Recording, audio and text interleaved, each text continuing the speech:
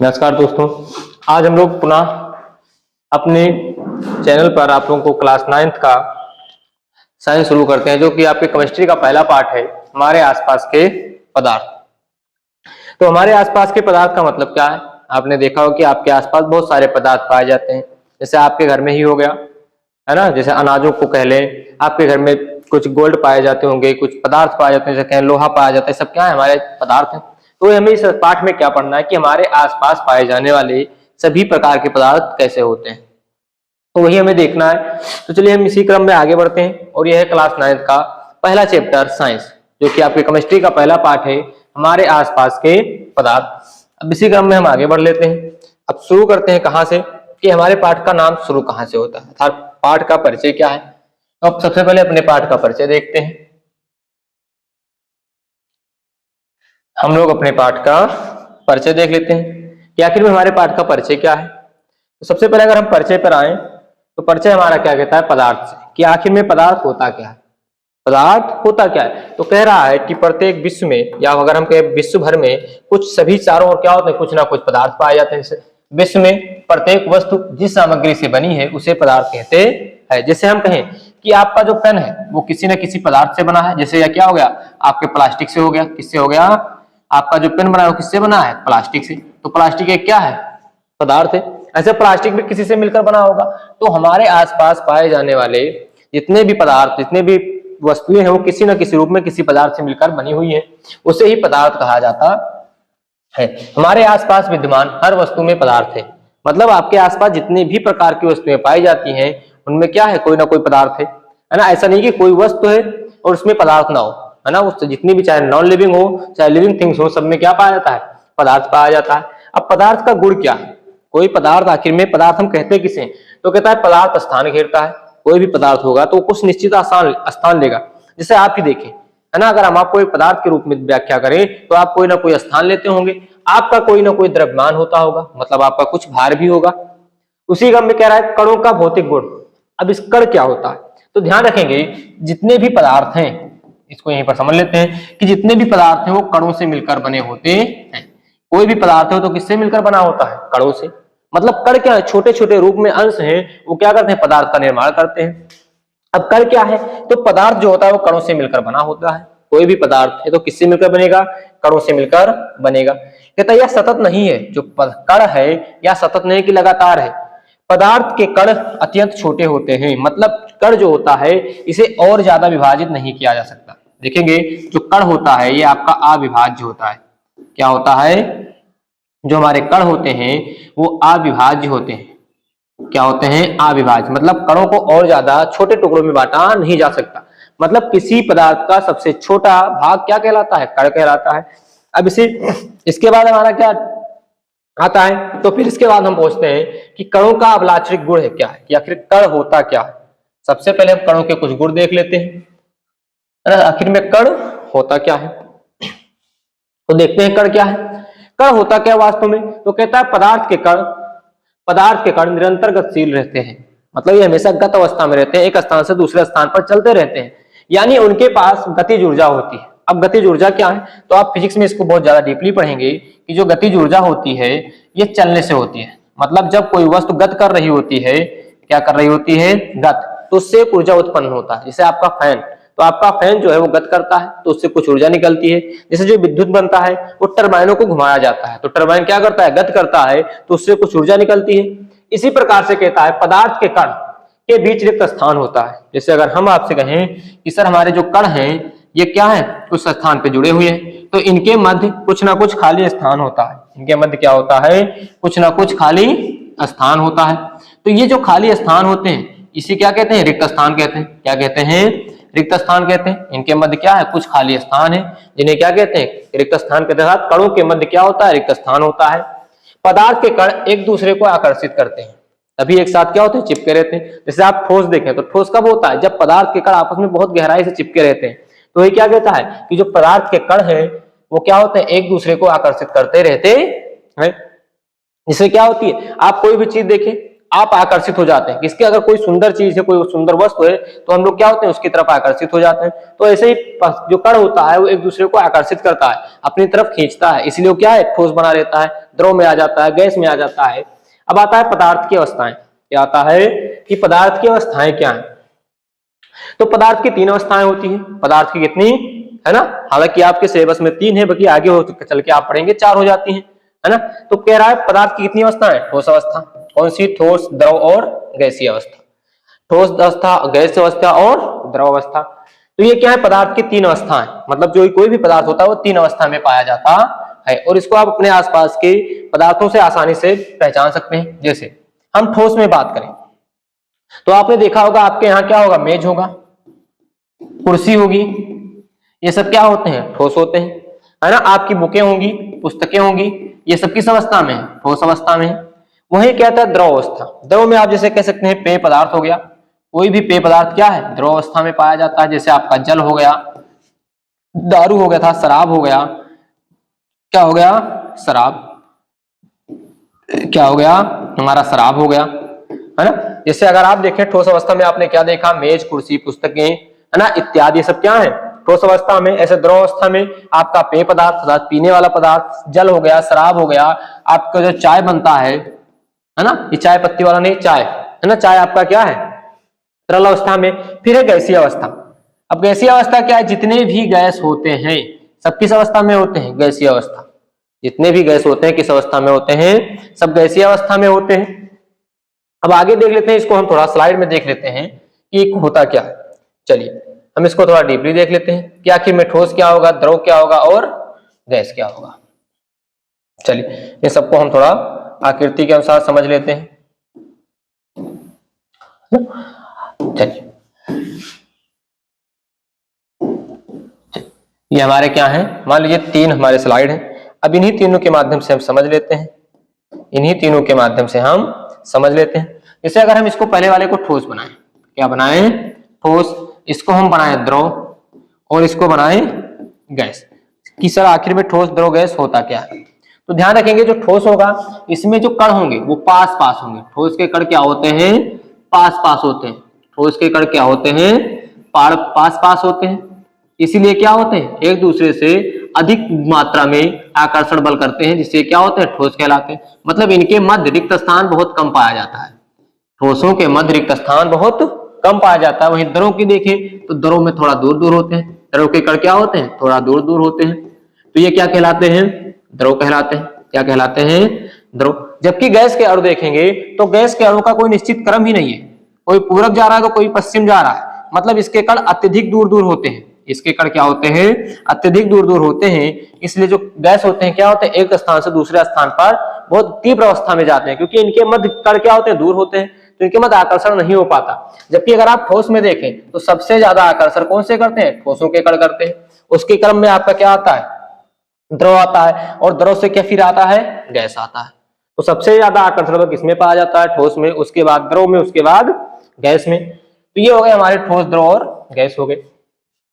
इसके बाद हमारा क्या है, चलिए पदार्थ की अवस्था का परिवर्तन है। पदार्थ की अवस्थाओं में परिवर्तन की, हम ठोस को द्रव में, द्रव को ठोस में कैसे बदल सकते हैं, है ना। तो ये सारी चीजें हैं। अब इसका गुण क्या होता है ये भी देख लेते हैं हम लोग, है ना। आखिर में जो पदार्थ की अवस्था में परिवर्तन होता है तो किस प्रकार से होता है। कह रहा है पदार्थ की अवस्थाओं में परिवर्तन जो होता है, पानी पदार्थ की 3 अवस्थाओं में मिलता है। जो आपका जल है वो पदार्थ की 3 अवस्थाओं में मिलता है। जैसे पानी पदार्थ की 3 अवस्थाओं में पाया जाता है। जैसे ठोस, पानी का ठोस रूप क्या कहलाता है, बर्फ कहलाता है। पानी का ठोस रूप क्या कहलाता है, बर्फ कहलाता है। पानी का ठोस रूप बर्फ कहलाता है। जैसे पानी स्वयं अगर जल लेंगे तो जल क्या है, द्रव है। जबकि जल का गैसीय रूप वाष्प कहलाता है। जिसे आप जब भोजन बनाते हैं तो क्या होता है, जिस पात्र से आप ढकते हैं भोजन को, उस पात्र में क्या होता है, कुछ जल लग जाते हैं, जिसको वाष्प के रूप में होता है। तो जो पानी होता है 3 अवस्थाओं में, कौन कौन से, जो बर्फ होगा ये पानी का ही रूप है, ये ठोस होता है। जबकि जो द्रव है, पानी था, जल स्वयं क्या है, द्रव है। ऐसे गैसीय अवस्था में क्या पाया जाता है, वाष्प पाया जाता है। फिर कहता है गर्म करने पर, गर्म करने पर पानी में परिवर्तन हो जाता है। जब गर्म करते हैं तो पानी क्या होता है, परिवर्तित होकर बर्फ क्या होता है, परिवर्तित होकर पानी बन जाता है। अर्थात गर्म करने पर बर्फ पानी में परिवर्तित हो जाती है और पानी को वाष्प में परिवर्तन हो जाता है। जैसे क्या है, अगर मान लीजिए आपको बर्फ से पानी निकालना तो बर्फ को गर्म कर दीजिए, अगर आपको वाष्प बनाना है तो उसे क्या कीजिए, और गर्म कर दीजिए। इसका मतलब क्या है कि जो आपका बर्फ है, क्या है, बर्फ से पानी बनाया जा सकता है और पानी से वाष्प। किसके द्वारा, यहां पर भी तापमान देना पड़ेगा आपको और यहां पर भी क्या देना पड़ेगा, तापमान देना पड़ेगा। अर्थात हम बर्फ को पानी में भी बदल सकते हैं और किसमें, वाष्प में भी बदल सकते हैं। कह रहा दो तरीकों से प्रवर्तित किया जाता है, मतलब जो पदार्थ की भौतिक अवस्थाएं होती हैं वो कितने रूप से बदली जा सकती हैं, दो रूप से। जैसे कौन कौन सा, तापमान में परिवर्तन करके, जैसे अभी हमने देखा कि बर्फ क्या है, माइनस में होता है, लेकिन जैसे उसे थोड़ा ताप दिया जाता है वो क्या बन जाता है, पानी बन जाता है। और पानी को क्या कीजिए, 100 डिग्री सेल्सियस तापमान दे दीजिए तो क्या बन जाएगा, वाष्प बन जाएगा। फिर क्या है, दाब परिवर्तन करके, मतलब गैस को भी दाब के द्वारा तरल में बदला जा सकता है। जैसे आपके घर में क्या आता है, एलपीजी सिलेंडर आता है, आपके घर में क्या आता है, एलपीजी सिलेंडर, उसमें क्या भरा होता है, गैस ही तो भरा होता है।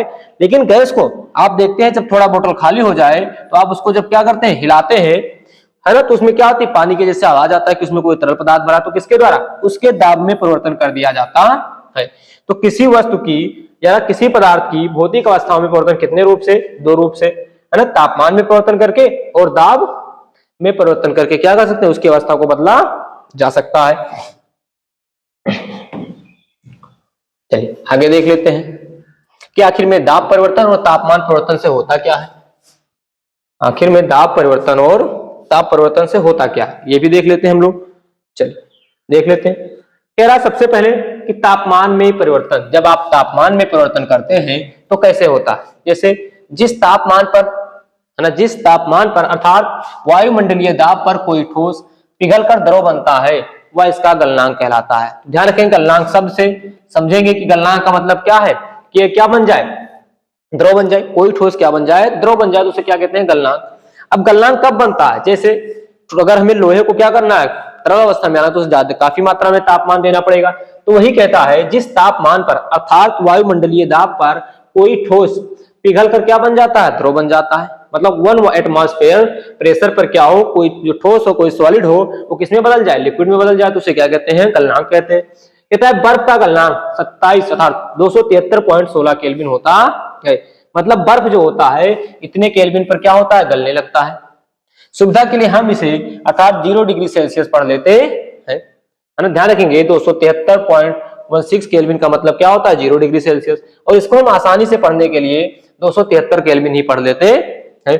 अब देखेंगे जैसे मान लीजिए कोई आपका बर्फ है, क्या है, ये बर्फ का स्ट्रक्चर मान लीजिए है। अब इस बर्फ को आपको पिघलाना है, क्या करना है, पिघलाना है, तो इसको कितना तापमान दे दीजिए, 273.16 से एबव दे दीजिए, 273.16 डिग्री सेल्सियस से क्या दीजिए, अधिक तापमान दे दीजिए। क्या दे दीजिए, 273.16 से अधिक तापमान आप इसे दे दीजिए, तो ये क्या हो जाएगा, पिघल जाएगा। क्या हो जाएगा, पिघल जाएगा। अब एक शब्द आता है कि संगलन की गुप्त ऊष्मा, मतलब किसी पदार्थ की गुप्त ऊष्मा क्या है, तो देखते हैं। कह रहा है वायुमंडलीय दाब पर 1 किलोग्राम ठोस को उसके गलनांक पर द्रव में बदलने के लिए जितनी ऊष्मीय ऊर्जा की आवश्यकता होती है, क्या होती है, उसे संलग्न की गुप्त ऊष्मा कहते हैं। मतलब वायुमंडलीय आपका दाब होना चाहिए, 1 एटमॉस्फेयर प्रेशर जो होना चाहिए वो आपके पास होना चाहिए, और कितना, 1 किलोग्राम। कितना, 1 किलोग्राम ठोस को उसके गलनांक पर, उसके गलनांक पर द्रव में बदलने के लिए, मतलब मान लीजिए जैसे हम कोई अन्य पदार्थ लेते हैं, है ना, जिसका मान लीजिए हम कोई पदार्थ लेते हैं जिसका गलनांक 100 डिग्री सेल्सियस है। कितना है, एक वायुमंडलीय दाब पर उसका तापमान कितना है, 100 डिग्री सेल्सियस है। कि 100 डिग्री सेल्सियस पे वो क्या होती है, गलने लगती है, द्रव अवस्था में आ जाती है। जब वो द्रव अवस्था में आने लगती है तो इसी को क्या कहेंगे, पदार्थ की क्या कहेंगे, संगलन गुप्त ऊष्मा कहेंगे। अतः 0 डिग्री सेल्सियस बर्फ के कणों की तुलना में 0 डिग्री सेल्सियस पर पानी के कणों से अधिक ऊर्जा होती है ना। मतलब ये क्या होता है, 0 डिग्री सेल्सियस पर बर्फ जो होता है पिघलना शुरू कर देता है ना, लगभग 0 पर जमने लगता है। जैसे जैसे जैसे इसका भार क्या होता है, तापमान बढ़ता है, बर्फ क्या होने लगता है, द्रव में बदलने लगता है। फिर आता है हमारा, चलिए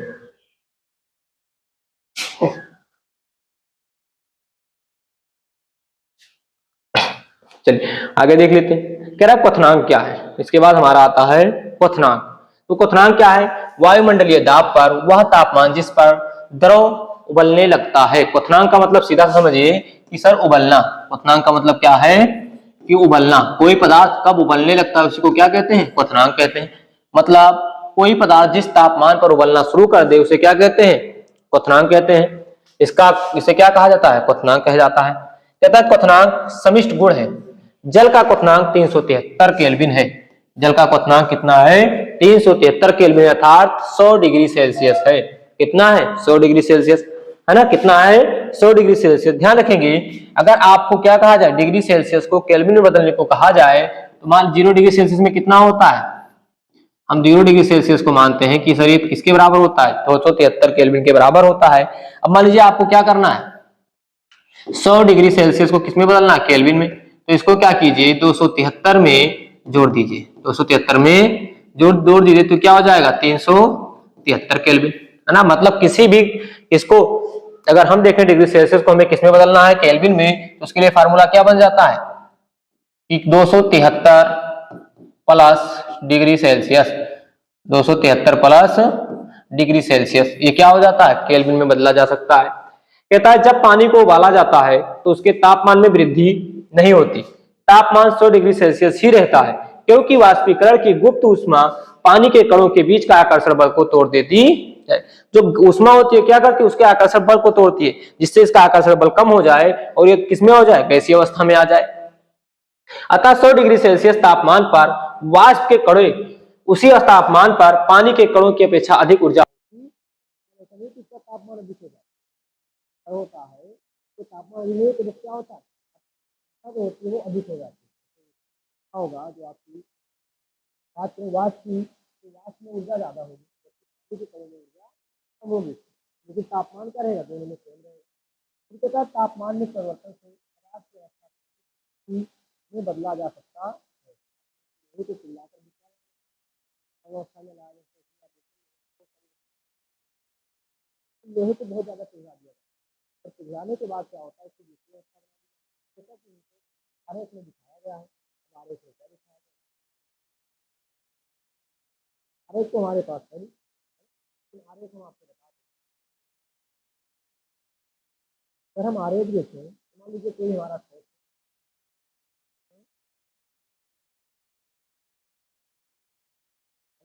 हमारे पास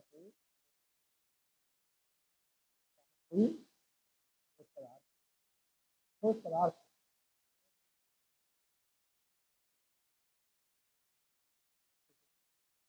अवस्था में